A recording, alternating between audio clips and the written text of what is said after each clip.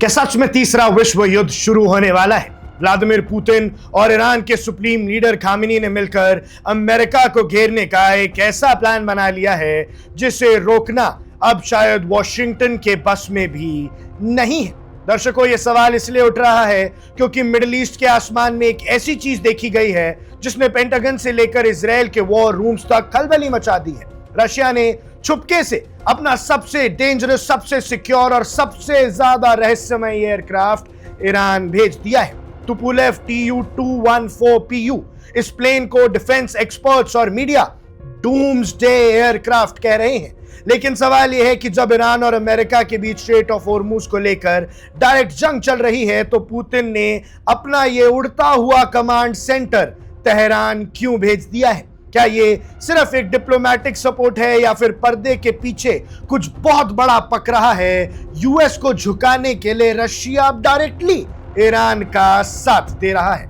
आज की इस वीडियो में हम इस पूरे जियोपॉलिटिकल ड्रामा को डिकोड करेंगे और समझेंगे कि इस एक फ्लाइट के पीछे की आखिर असली कहानी क्या है। पहले माहौल को समझिए। ये बात फरवरी 2026 की है जब ईरान वॉर के दौरान हालत बेहद खराब थे। यूएस और इजराइल ने मिलकर ईरान के air defence systems, missile sites और ड्रोन इंफ्रास्ट्रक्चर पर तबाही मचाने वाले स्ट्राइक्स किए थे। ईरान ने भी पलटवार किया। मिसाइल अलर्ट्स बहरीन और कुवैत तक गूंजे।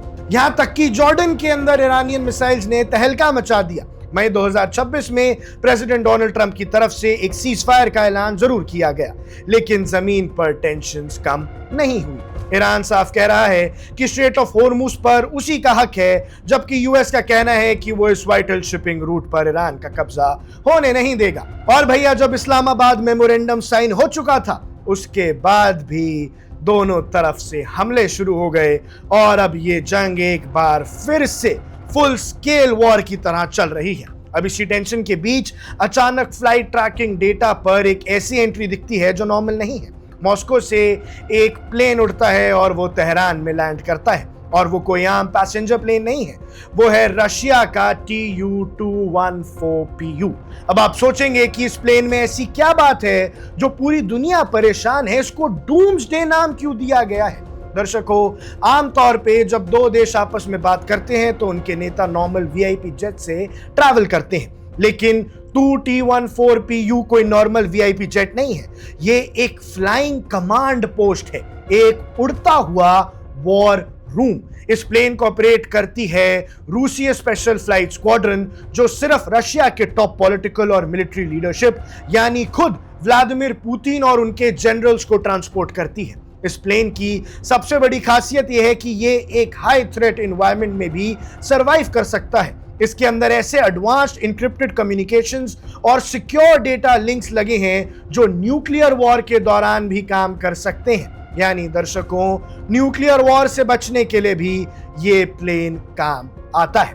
अगर जमीन पर सब कुछ तबाह हो जाए तब भी रशिया का टॉप ब्रास इस प्लेन के अंदर बैठकर पूरी मिलिट्री और गवर्नमेंट ऑपरेशंस को कोऑर्डिनेट कर सकता है। इस वजह से इसे रशिया का डूम्सडे एयरक्राफ्ट कहा जाता है। तो अब बड़ा सवाल ये खड़ा होता है कि पुतिन ने अपना ये nuclear capable command centre Iran क्यों भेज दिया? इसके पीछे तीन बहुत बड़े जियोपॉलिटिकल एंगल्स हैं जो आने वाले वक्त में पूरी दुनिया का नक्शा बदल सकते हैं। पहला एंगल है एग्जीक्यूटिव लेवल एंगेजमेंट और इंटेलिजेंस शेयरिंग। जब आम फोन लाइंस और नॉर्मल डिजिटल नेटवर्क सेफ नहीं होते, खासकर तब जब अमेरिका और उसके एलाइज हर एक नेटवर्क को मॉनिटर कर रहे हो, तो ऐसी सिचुएशन में सिक्योर कम्युनिकेशन के लिए इस लेवल के एयरक्राफ्ट चाहिए होते हैं। इस प्लेन के तेहरान पहुंचने का मतलब है कि मॉस्को और तेहरान के बीच सिर्फ नॉर्मल बातें नहीं हो रही हैं, बल्कि पुतिन ईरान का मुज्तबा खामेनी का खुलकर समर्थन कर रहे हैं। वहां एग्जीक्यूटिव लेवल पर ऐसी इंटेलिजेंस शेयरिंग और कंटिजेंसी प्लानिंग चल रही है जिसे रशिया बिल्कुल टॉप सीक्रेट रखना चाहता है। अब दूसरा एंगल है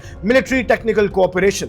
हम सब जानते हैं कि पिछले कुछ सालों में ईरान ने रशिया को डेंजरस शाहिद ड्रोन्स दिए हैं, जिनका इस्तेमाल रशिया ने यूक्रेन वॉर में जमकर किया है। बदले में ईरान को रशिया से एडवांस फाइटर जेट्स और एयर डिफेंस टेक्नोलॉजी चाहिए।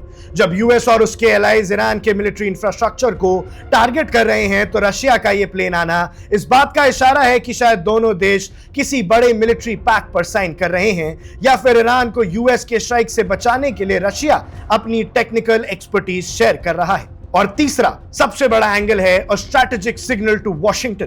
पुतिन दुनिया को और खासकर अमेरिका को यह दिखाना चाहते हैं कि ईरान इस लड़ाई में अकेला नहीं है। रशिया ने एयरक्राफ्ट भेजकर एक बहुत बड़ा जियोपॉलिटिकल स्टेटमेंट दिया है कि अगर यूएस ने मिडिल ईस्ट में अपनी हद पार की तो रशिया चुप नहीं बैठेगा। लेकिन इस पूरी कहानी में एक बड़ा ट्विस्ट भी है जो रशिया की मजबूरी को दिखाता है। Tu-214 PU एयरक्राफ्ट जिस ओरिजिनल प्लेटफॉर्म पर बना है वो एक नैरो बॉडी पैसेंजर एयरलाइन है जिसे सोवियत एरा के Tu-154 को रिप्लेस करने के लिए बनाया गया था। रशिया ने बड़े दबंग तरीके से ऐलान किया था कि वो 2028 तक हर साल ऐसे 20 एयरक्राफ्ट बनाएगा ताकि वेस्टर्न एयर स्पेस टेक्नोलॉजी पर उसकी डिपेंडेंस खत्म हो सके। लेकिन डिफेंस और इंडस्ट्री एनालिस्ट का कहना है कि रशिया का यह दावा शायद खोखला निकला। सैंक्शंस और कंपोनेंट शॉर्टेज की वजह से पिछले कुछ सालों में रशिया सिर्फ गिने चुने ही प्लेन्स बना पाया है।